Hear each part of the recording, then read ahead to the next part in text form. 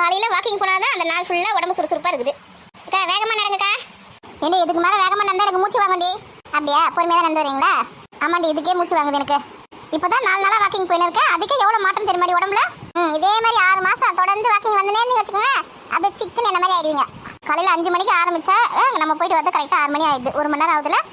ஆமாம் நம்ம 3 கிலோமீட்டர் போயிட்டு வரல, அதனால 1 மணி நேரம் ஆகிப்போகுது. போன உடனே வெயிட் போட்டு பார்க்கணும் எத்தனை கிலோ குறைஞ்சிருக்குன்னு. இவ்வளோ சீக்கிரமாக உங்களுக்கு குறைஞ்சிருதா? ஒரு 1/2 கிலோவாவது குறைஞ்சிருக்காதே. 4 நாளாக 3 கிலோமீட்டர் போயிட்டு வரேன், குறைஞ்சிருக்கும். வெயிட் போகிற மிஷின்லாம் வாங்கி வச்சிருக்கிறேன். போட்டு பாருங்க ஒரு 50 கிராம் குறைஞ்சிருக்கும். எது 50 கிராம் தான் குறைஞ்சிருக்குமா? ஏடி 4 நாளைக்கு 50 கிராம்னா அப்போ வந்து ஒரு 10 கிலோ குறையத்துக்கு எவ்வளோ நாள் ஆகுமா? அதான் சொன்னேன் 6 மாதம் வாங்க என் கூட. நான் ஏற்கனவே உள்ளே தான் இருக்கேன். நான் வாக்கிங் போகணும்னு அவசியம் கிடையாது. சரி இன்னும் கொஞ்சம் நல்லா ஃபிட்டாக ஆகலாம் சொல்லிட்டு வந்துருக்கேன் உங்கள் கூட. ஏண்டி ஒல்லியாக இருக்கவங்க தான் வாக்கிங் போகணும், குண்டா இருக்கவங்க தான் வாக்கிங் போகணும் அதெல்லாம் கிடையாது. எப்படி இருந்தாலும் வாக்கிங் போனால் உடம்புக்கு நல்லதுன்னு தான் சொல்கிறாங்க. எங்கள் மாமியார் கூட நடந்து கூட்டு நல்லா இருக்குது வாக்கிங்க்கு. வீட்டில் சும்மா தானே இருக்குது, கை வலிக்குது கால் வலிக்குன்னு சொல்லி இருக்குது. கூட இட்டு வந்து 3 கிலோமீட்டர் சுத்தோட்டா தான் அதுக்கு சரியாக போகும். கை வலி கால் வலினா கூட்டுனாக்கா மாமியார் நான் எங்கள் மாமியார் கூட்டுன்னு வரேன். அவங்களால எவ்வளோ முடியுதோ ஒருத்தர் போயிட்டு வரட்டான். 1 கிலோமீட்டர் போவாங்க அவங்க, இல்லை 2 கிலோமீட்டர் கூட போயிட்டு வரட்டான். காலையில் இந்த ஜில்லுன்னு பனிக்கும் அந்த கிளைமேட்டுக்கும் நடந்து போகிறதுக்கு எவ்வளோ சுகமாக இருக்குல்ல. அதுதான் சரி எதுக்கு வருது யாருன்னு பார்த்தியா? யாருடி அது? நம்ம ஊருக்கு புதுசாக ஏதோ பொண்ணு வந்துருக்குது. நல்லா கண்ணை தந்து பாரு யாருன்னு. யாருன்னு தெரியலடி. ஐயோ நம்ம 4 முடிக்கா 4 முடியா 4 முடிக்க ஏன் இந்த வேலை தெரியலையே. வரட்டும் பக்கத்தில் யாரை கூட மீனவா அவ்வளோதான். யாருன்னா ஒன்று புதுசாக இந்த ஊரில் பண்ணிடக்கூடாது. உடனே பண்ணிடணும். ஏன் இத்தனை நாள் எல்லாரும் வாக்கிங் போக தானே. நான் போகிறேன்னு தெரிஞ்சு எல்லாரும் கிளம்பி வந்துருக்காங்க. வீட்டில் ஒத்த கூட இல்லை போல இருக்குது. யாருன்னா பண்ணாதான் கூட சேர்ந்து ஆடுவாங்க போல இருக்குது. ஏண்டி எதிர்க்க யாருன்னு பாரு. ராதிகாவா? எதுக்கு தான் இதுக்கு இந்த வேலைன்னு தெரியலையே. நடக்கிறதுக்கே முடியலன்னா இல்லை வாக்கிங் வேற. என்னடா நீ வாக்கிங்க? ஆமாக்கா நம்ம ஊரில் யாரோ போகிறாங்க. நம்ம போனான்னு சொல்லிட்டு பேண்ட் ஷர்ட்டெல்லாம் வாங்கி மாட்டிங்கண்ணே வந்துருக்கிறேன். நல்லா தான் இருக்குது. நானும் வேறு ஏதோ ஒரு பொண்ணு புதுசாக வந்துருக்கிறேன் ஊருக்கு நினச்சேன். கொஞ்சம் பேண்ட் ஷர்ட் நல்லா தான் இருக்குது. ஆமாம் வாக்கிங் போகிறேன்னு தெரிஞ்சோன்னே எங்கள் வீட்டுக்காரி என்ன கடைக்கு போய் வாங்கி கொடுத்தாரு. என் சைஸுக்குலாம் விற்கிதா கடையில்? இருக்குக்கா எல்லா சைஸுக்கும் தான் இருக்குது. கடையோட அட்ரஸ் கூட தர போய் வாங்கிக்கோ. புடவை கட்டிட்டு உங்களால் நடக்கவே முடியல. ஆமாண்டி கஷ்டமாக இருக்குதுடி. பேண்ட் ஷர்ட் போடுங்கன்னு வச்சுக்கேன் நல்லாயிருக்கும் ஓடுறதுக்கு. ஏண்டி நினச்சிமாலுமே அவங்க சைஸுக்குலாம் விற்கிதாடி பேண்ட் ஷர்ட்டை? அவங்க சைஸ்லாம் இருக்காது. சும்மா சொல்ல போய் கடையை போய் சுற்றிட்டு வரட்டோன்னு. என் சைஸ்க்கு போய் கேட்டேன் கிடைக்கல. அவங்க சைஸ்க்கு எப்படி கிடைக்குதுன்னு பார்த்தேன். சும்மா சொன்னியா? நாங்கள் வாக்கிங் போயிட்டு திரும்பியே வந்தோன்னா கூட நீங்கள் இப்போ தான் போகிறீங்க. லேட்டாக போகிறீங்களா? ஏன் காலையில் சீக்கிரமாக கிளம்பி வர வேண்டியது தானே? நல்லா தூக்கம் போல இருக்குதா? நாங்கள் தினமும் 5 மணிக்கு தான் போகிறோம். 5 மணிக்கு போயிட்டு 6 மணிக்கெலாம் திரும்பி வந்துடுவோம். நீங்கள் என்ன 4 மணிக்கெலாம் கிளம்பிட்டீங்களா? 4 மணிக்கே போய் கிளம்பிட்டோம். போயிட்டு இப்போ திரும்பி வந்துருக்குமே. இனிமேல் போய் பட்டு தூங்கிட்டு ஒரு 6 மணிக்கே எழுந்துப்பேன். ஆமாம் நான் அப்புறம் காப்பி போட்டு குடிச்சிட்டு கொஞ்சம் நேரம் தூங்கி இருந்தால் தான் கொஞ்சம் நல்லா இருக்கும் உடம்பு. ஓகே பாய் மீனா ஃபாஸ்ட்டாக. ஏண்டி அவளுங்க 4 மணிக்கு போயிட்டு 5 மணிக்கே திரும்பி வந்துட்டாங்கடி. நம்ம தானே லேட்டாக போயிருக்கோம். 5 மணிக்கா போயிருக்கோம் பேர். ஏக்கா அதுங்க சொல்கிறதா நீ நம்பரியா? அதுங்க போய் சொல்லுதுக்கா. அதுங்க இங்கே போயிட்டு தெருமணியோட திரும்பி வரதுங்க போகுது. இதுங்க மூஞ்சி வச்சு நான் 3 கிலோமீட்டர் போயிட்டு வருங்க. ஓ அப்படியா? நான் கூட அதுங்க சொல்கிறது உண்மை நம்பிட்டேன்டி. அப்படியே வெள்ளம் தேவை இரு. யார் எது சொன்னாலும் அப்படியே நம்பிடு. 4 முடி திமிழ் பிடிச்சிது. இந்த மீன் அவன் கூட சேர்ந்து ஆடிங் போயிருக்கா பேர். நம்ம 4 நாளாக வாக்கிங் போயிருக்கோம்னா எப்படியோ அவளுங்க செஞ்சுட்டு இருக்குது. அந்த அலாரம் வச்சு எழுந்த திருமணம் வரைக்கும் போயிட்டு வராங்க போகுது. பார்க்கலாம் எத்தனை நாளைக்கு நடக்குதுன்னு இந்த ஆட்டம். இன்னும் 2 நாளைக்கு தான் வருவாங்க. 3ஆவது நாளைக்கு வரமாட்டாங்க பாரு.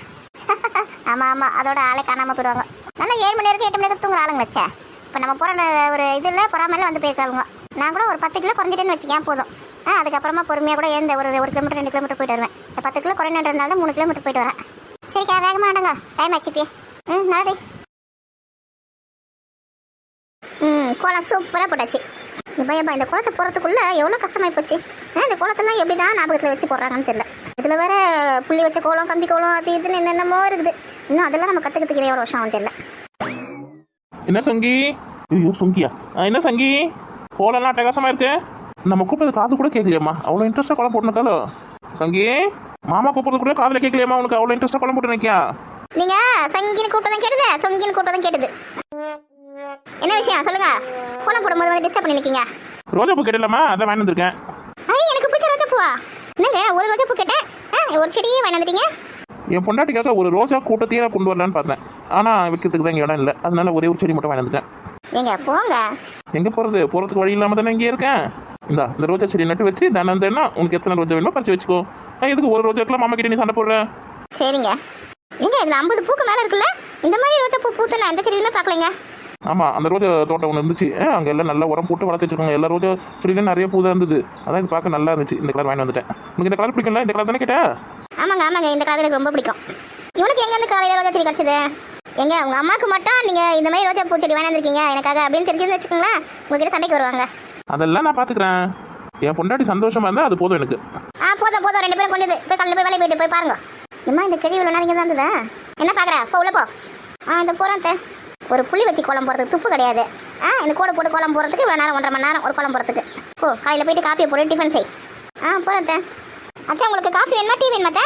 நீ எது போட்டாலும் ஒரே மாதிரி தான் இருக்கும். எதையோ ஒன்று போடு. கல்லை தூக்கி தான் மண்டையில் போடணும். ஐயோ அந்த செடி எப்படி மறைப்பேன்னு தெரியலையே. எங்க காலைக்கு டிஃபன் வந்து உப்புமா செய்யலான்னு இருக்கேன். கொஞ்சம் ரவை மட்டும் வாங்கி கொடுத்துருங்க. சரிம்மா. அவள் எது சொன்னாலும் சரிம்மா சரிம்மா இன்னும் அந்த மலை மாடு. ஏண்டே நேற்று மாவு ஆட்டி போட்டேனே. நைட்டு சொல்ல வேண்டியதானே. இப்போ எதுக்கு ரவை வேணா சொல்கிறேன்? ஆமாம்ல மாவு இருக்குல்ல மறந்தே போயிட்டேன். இட்லி ஊற்றிட்டு சட்னி ஆச்சுமா? வேணாம் தோசை ஊற்றிட்டு நான் சாம்பார் வச்சிடு. அதான் சூப்பராக இருக்கும். நம்ம என்ன சொல்கிறோமோ அதுக்கு ஏட்டியாக பேசணும். அதுதானே இந்த மாமியாருக்கு வேலை. சரிங்க அத்தை. உன் அம்மா அண்ணி யாரும் ஃபோன் பண்ணாங்களா உனக்கு? இல்லையா அத்தை யாரும் ஃபோன் பண்ணலையே. என்ன விஷயம்? ஒன்றும் இல்லை சும்மா தான் கேட்டேன். நம்ம அவ்வளோ தூரம் சொல்லியும் இவங்க அண்ணி காய்ச்சி வராமல் இருக்கிறாள். அதான் சாம்பார் வைக்கிறது கொஞ்சம் வெங்காய தக்காளிலாம் கட் பண்ணி கொடுங்க.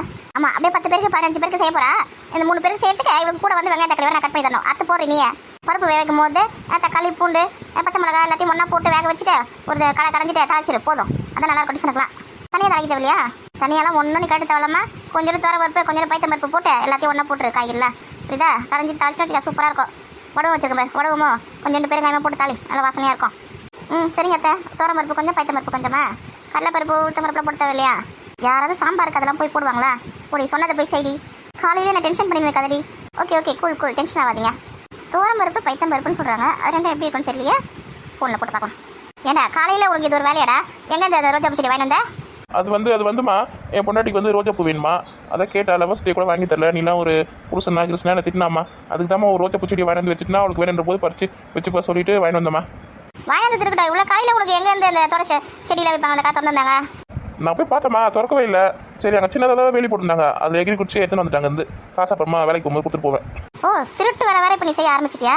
பொண்டாட்டிக்காக செடியை திருடின்னு வந்திருக்கேன். உன்னை நான் எப்படி வளர்த்தேன் கடைசியில் இந்த மாதிரி திருடன் ஆயிட்டியடா. காசு கொடுக்காம திருடின்னு வந்தாதம்மா திருட்டு. நான் இப்போ வேலைக்கு போகும்போது கொடுத்துருவோம்மா காசு எவ்வளோன்னு கேட்டு. என்ன திருடுங்கலாம் சொல்லாதீங்கம்மா. போ அவள் கூட இன்னும் வாழறதுக்கு என்ன செய்ய போறியோ இப்போதானே திருடுறதுக்கு ஆரம்பிச்சிருக்க. லூஸ் மாதிரி பேசாதீங்கம்மா. லூசு தான்ப்பா லூசு தான். எந்த ஒரு கெட்ட பழக்கமும் இல்லாமல் உன்னை வந்து கட்டுக்கோப்பா வளர்த்துட்டுமே பெருமையாக இருந்தேன். கடைசியில் திருடன் ஆகிட்ட பற்றியா? என் மனசை பற்ற வயிறு பற்றின்னு எரியுது அப்படியே.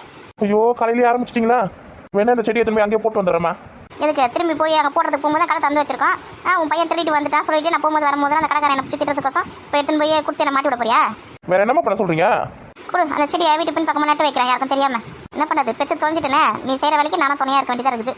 உங்களுக்கு என்ன கஷ்டம்? நானே நட்டு வச்சுறேம்மா. ஏதோ ஒன்று பண்ணு. இனிமேல் இந்த மாதிரி திருட்டுற வேலை வச்சிங்கன்னு வச்சுக்க உனக்கு கையை காலை உடச்சு போடுவேன் உன்னை. சரிங்கம்மா இனிமேல் திருட மாட்டோமா?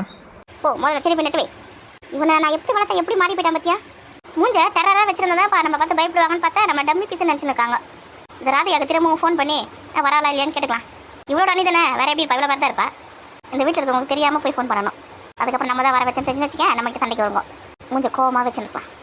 இங்கே வாழைக்கடை இருக்குல்ல அது பக்கத்தில் நட்டு வைக்க வர வச்சியா? ஐயோ இவனே போதும் பழகுது ஊர் ஃபுல்லாக சொல்லி கொடுக்கறதுக்கு. வாய முடி நட்டு வைடா. சரிம்மா.